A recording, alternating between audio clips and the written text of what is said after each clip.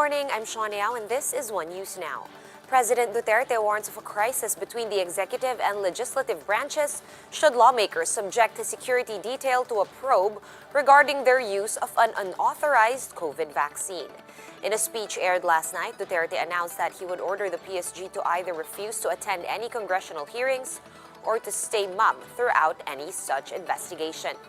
The president said this mere hours after Palace spokesperson Harry Roque declared that the PSG would surely face and welcome any investigations on the matter.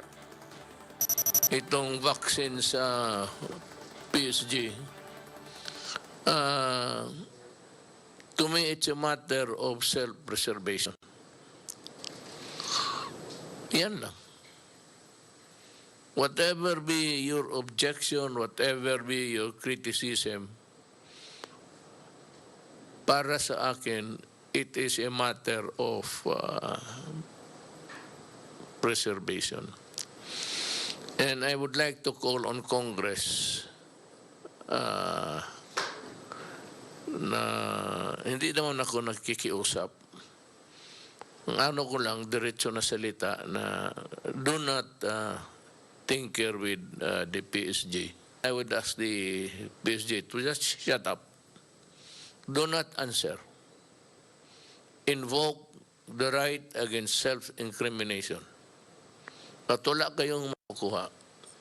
And do not force my soldiers to testify against their will. Do not presume na sabi, kino-cover up. Kayo.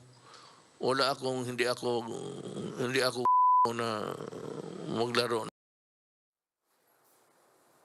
For more details about last night's address, Maricel Halili joins us live from Mandaluyong with the lowdown of what happened. Hi, Mase. What did the president mean exactly when he said there could be a crisis if Congress pushes through with asking the PSG head to appear before them to explain the actions of the unit? Shawn, in his public address last night, President Duterte was very clear in warning the members of the Congress not to meddle with the issue because for him, this is the decision of the members of the Presidential Security Group because their primary mission is to protect the president. And the president is actually asking how can they protect him if they cannot be as close as possible because of fear on COVID. So he doesn't see any issue on the vaccine. So he warned the Congress not to cite the members of PSG in contempt. He even ordered the chief of the Presidential Security Group, General Jesus Duterte, not to follow any summons that will come from Congress. It is very clear in our Constitution that there must be a separation of law or a separation of powers between the executive and the legislative branch. And so the president warned that should Congress meddle with the issue, there will be a crisis because of this issue and the separation of power. That's right, pretty much echoing what Harry Roque said earlier yesterday in his palace press briefing. Now let's go on to the other issue, which is that of the unauthorized use of smuggled vaccines. Is the president not keen on getting to the bottom of the smuggling issue? Is he just willing to shove everything under the rug? That's one of the questions that need to be answered, Shawn. Well, the Department of Justice yesterday has already issued a directive to the National Bureau of Investigation to conduct a probe regarding the matter. But if we based it on the statement of the president last night, there is still a lot of hanging questions. Where do these vaccines come from? Who actually donated it, if it is indeed donated? And how did these vaccines distributed in the country if it is not yet approved by the Food and Drug Administration? So these are still questions that are hanging. All right, now when a COVID-19 vaccine does get approved by the FDA in the coming weeks or the coming months, what is the order of priority in getting shots? We've seen vaccine plans from other countries. Do we have one for the Philippines, Mase? Shawn, if we base it from the statement of Vaccine SAR, Secretary Carlito Galvez, the priorities will be number one, the poorest of the poor. These are the beneficiaries of the Pantawid Pamilya Pilipino program, or the 4Ps, to be followed, of course, by our medical practitioners, medical frontliners, and of course, it also included are the military and the police officers because they are also part of our frontliners. All right, at least some sort of plan over there. But in the meantime, also, we have the president saying that the Philippines could soon conduct saliva-based COVID tests instead of nasal and throat swab tests. Now, Masa, is this technology already available here in the Philippines? And does it have the same accuracy as our current gold standard, of course, the RT-PCR tests? Sean, based on the statement of the president last night, he said that the accuracy is about 90%. So it's pretty accurate. But when it comes to the availability of this saliva test, we still have to get more details from the vaccine czar. All right, in other news, Masa, the president thought of a plan to help Bukawi fireworks traders keep their livelihood despite a ban on firecrackers here in the metro. Why did this come about? It's already after the New Year. We already only have the Chinese New Year ahead.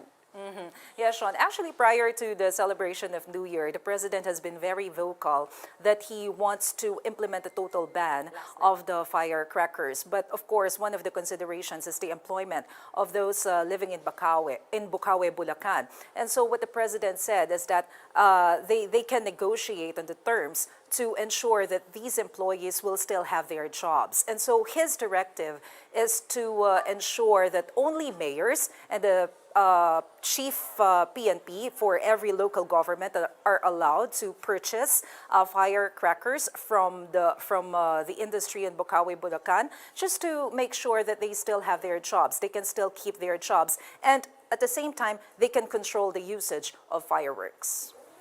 And finally, Maset, one last question. We have the president ordering the deferment of PhilHealth's planned contribution hikes for the year. What's going on with that? What's the latest?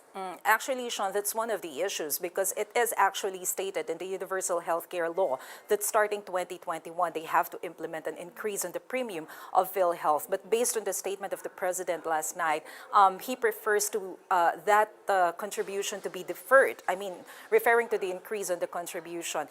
Simply because of the pandemic. So he said that the primary job of the government is to make sure that people are at ease and will live comfortably. All right, thank you for all those updates. Marcel Halili joining us live from Mandaluyong.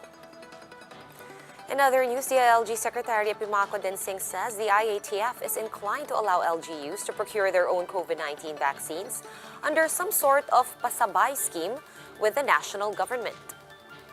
Recall that several LGUs like Manila, Makati, Pasig, and Navotas have already set aside funds from their own coffers to purchase vaccines for their constituents. In an interview with 1PH's Sotto, Densing says that the IATF is likely to accept vaccine orders lodged by LGUs and private sector companies, but everything will still be coursed through the national government. So what will happen here is the national government will focus to acquire a minimum of 60 million doses to 120 million. And hopefully, kung may gap in between, supupunan po ito ng lokal na gobyerno. And even hopefully, the private sector. And some mayors in Metro Manila have found out that most of their constituents prefer Western vaccines from those that are manufactured in China. Makati City Mayor Abby Binay and Navotas Mayor Toby Tiangco say that the success of mass vaccinations could depend largely on which vaccine brand can be procured by the government. After conducting surveys among residents and frontliners in their cities, the two local executives found a higher preference for Pfizer vaccines and a general mistrust for China-made shots.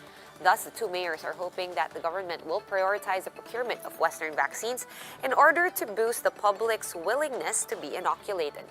Tiangco says the local government of Navotas might have to allocate more funds for their own procurement if the national government eventually decides to get shots from China. On the other hand, Mayor Binay says she's already signified interest to purchase Pfizer, Janssen, and AstraZeneca shots for her constituents who will be receiving free vaccines from the Makati City government. Siyempre, tinanong ko yung mga doktor sa Makati Med kasi they are also frontliners that will be first vaccinated. Tapos nagtanong ako sa labas, sabi ko, kayo ba pag libre akong bakuna, ito ba gusto nyo? Ito ba hindi nyo gusto? So there is really a consensus, and I've told that to Sec Charlie. The issue of the West and the East vaccine, whether it be us more confident towards the Western vaccine. I guess it might be cultural.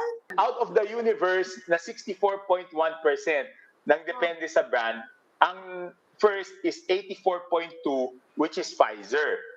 Second is 6.1%, which is Moderna.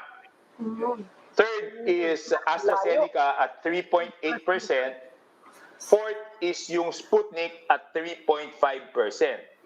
Tapos, sumunod yung Sinovac 1.2, tapos yung Novavax 0.8, and last yung Sinopharm, which is 0.4%. So that's why I requested a meeting with the national government is para malaman ano ba yung tinutumbok nilang bilhin na vaccine. Kasi kung hindi naman naayon dun sa kagustuhan ng residente namin, we might have to allocate a bigger budget, di ba? For more updates, visit News 5, the Philippine Star, and Business World online. Visit our website, onenews.ph, for more in-depth analysis. You can also catch One News on the Signal Play app. Register for a free account at www.signalplay.com and stream One News live anytime, anywhere. I'm Sean Yao, and we are One News.